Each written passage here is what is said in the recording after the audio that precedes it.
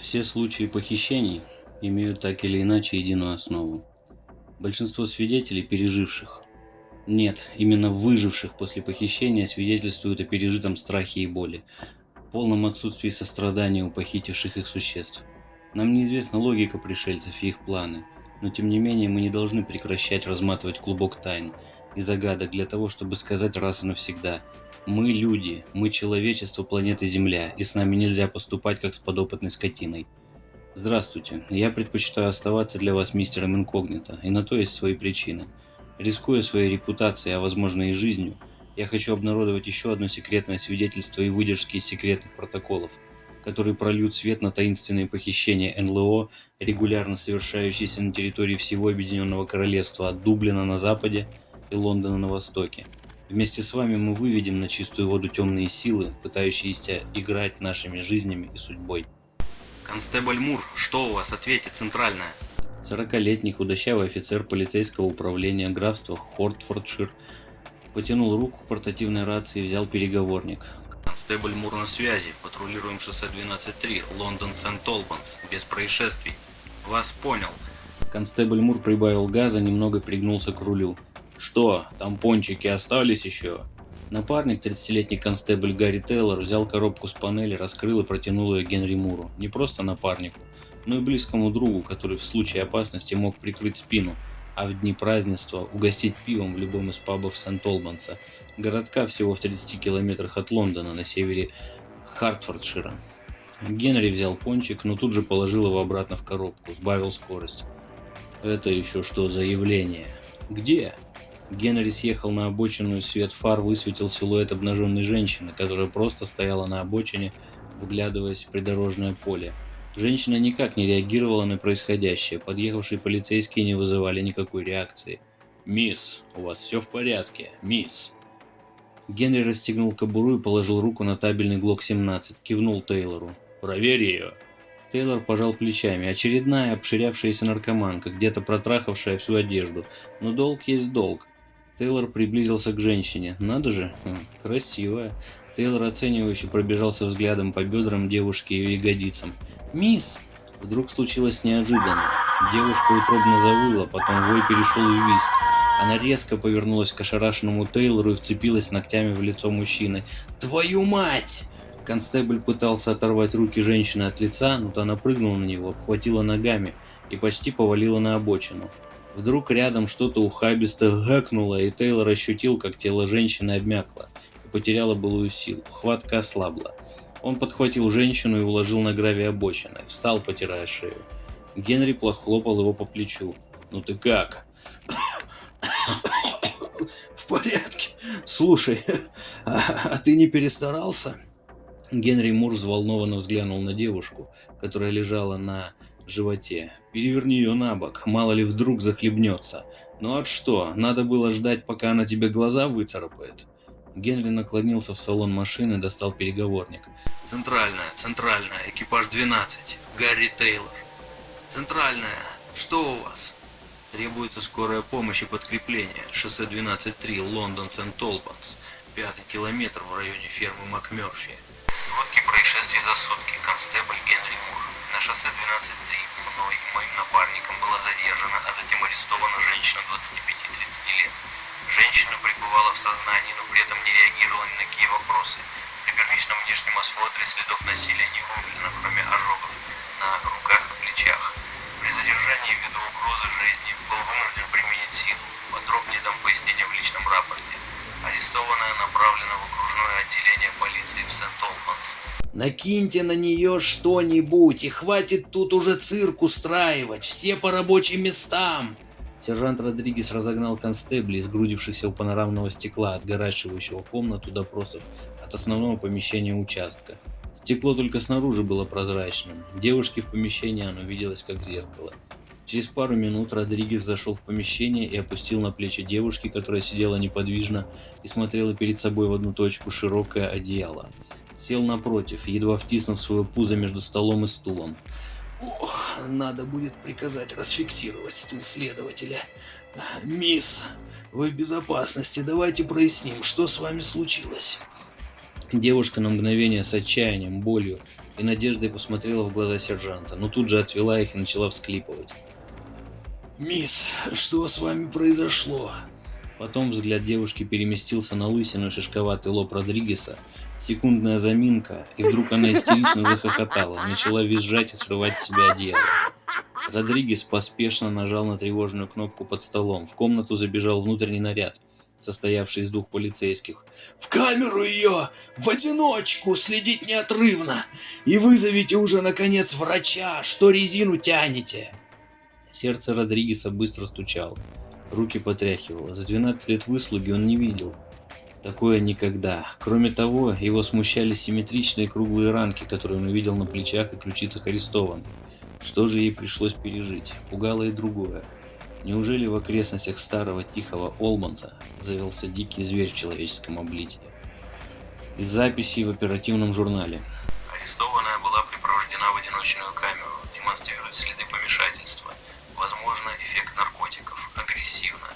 Для свидетельствования вызван врач, имя арестованной установить не удалось. Через 2 суток психиатрическая больница Модсли на юге Лондона могла показаться любому приезжему конторой, заводом, домом престарелых, в общем, чем угодно, но только не психушкой. Когда-то в больших просторных палатах был обустроен госпиталь для английских солдат, участников Первой мировой, потом здание стало невостребованным.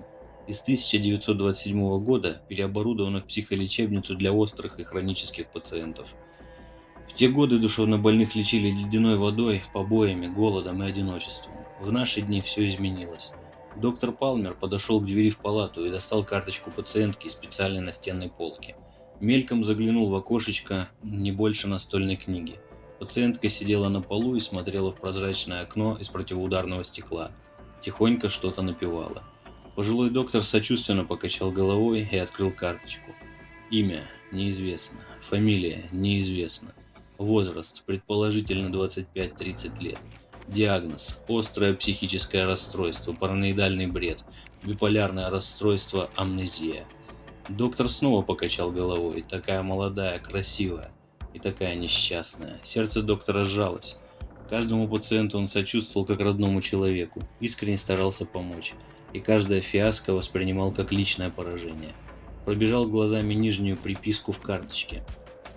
Следы сексуального насилия отсутствуют, повреждения внутренних органов не выявлено, за исключением. На лопатках, ключицах, бедрах, ягодицах и коленях обнаружены симметричные прожоги кожных покровов. Кромка прожогов ровная, круглая, заглубление до 10-12 мм.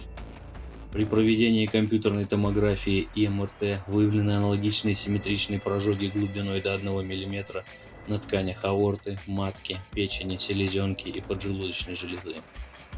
Кости сводов черепа имеют следы бороздки протяженностью от затылка до лба. Выявлены при санитарной обработке пациентки, порезы кожи головы. Проведен рентген. Далее следовал обзор стоматологического осмотра. Доктор Палмер взял карточку и направился в свой кабинет. Его мучила неопределенность. Глубокие симметричные прожоги кожи и аналогичные прожоги органов. Что-то похожее врачи проделывают над пациентами при лапароскопии, когда к внутренним органам через небольшие проколы в коже вводят хирургические инструменты. Но почему прожоги? Диктофонная запись. Психиатрическая больница Модсли. Доктор Палмер. Мы с вами прошли долгий период, признаюсь. Вначале ваш случай казался безнадежным, мисс Уайльд.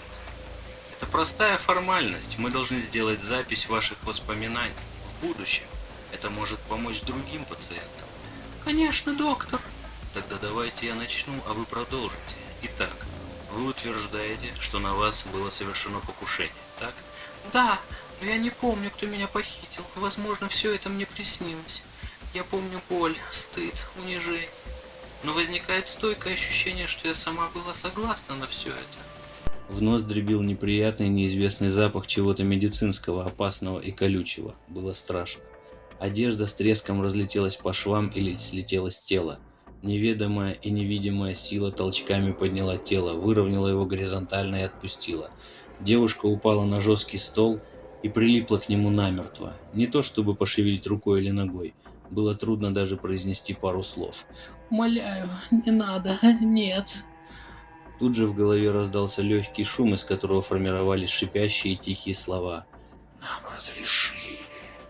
У нас есть договор с вашим правительством. Девушка попыталась закричать, но не смогла.